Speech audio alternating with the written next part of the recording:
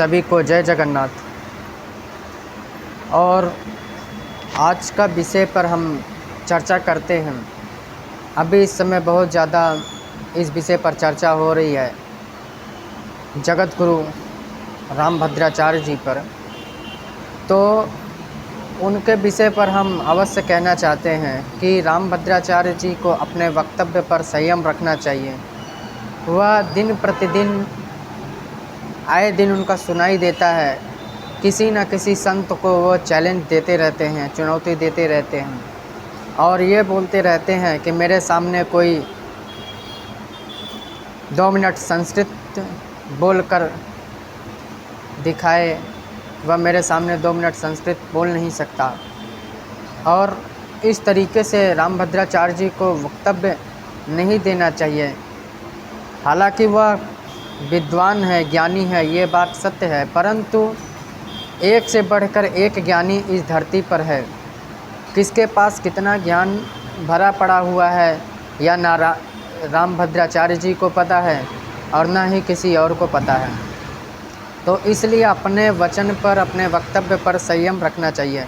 हालांकि जो संस्कृत भाषा है, जो संस्कृत भाषा को बोला जाता है, यह बात सत्य है कि संस्कृत अनिवार्य है, बोलना चाहिए, परंतु इसके लिए सरकार कदम उठाए। इसके लिए रामभद्राचार्य जी को सरकार से कहना चाहिए कि इस विषय पर सरकार संस्कृत पर फोकस करे, संस्कृत विद्यालयों में पढ़ाया जाए और प्रत्येक युवा को संस्कृत बोलना सिखाया जाए। ये सही है, परंतु जिस तरीके से रामभद्राचार्य जी वक्तव्य देते आए हैं और यहाँ तक पुरी के निश्चलानंद सरस्वती शंकराचार्य जी पर उन्होंने वक्तव्य जो दिया है, यह वक्तव्य सही नहीं है। तो इसके लिए रामभद्राचार्य जी को अपने वचन को वापस लेना पड़ेगा। और जहाँ तक एक रामभद्राचार्य जी का वीडियो भी आया है, उन्होंने अपने वचन में कहा राम प्रेमानंद महाराज जी को कि मिलेंगे तो गले लगाएंगे। तो ठीक है, अच्छी बात है, परंतु जिस तरीके से शुभांकर मिश्रा जी के साथ उन्होंने अपना इंटरव्यू दिया था, उस इंटरव्यू में उन्होंने सीधे सीधे चुनौती देते हुए कहा था और ये कहा था कि संस्कृत बोलकर दिखाएं। जिस तरीके से उन्होंने प्रेमानंद महाराज जी के खिलाफ़ जो वक्तव्य दिया, यह वक्तव्य सही नहीं है। इससे जो हमारे देश में जो सनातनी लोग रहते हैं, उनके ऊपर गलत प्रभाव पड़ेगा।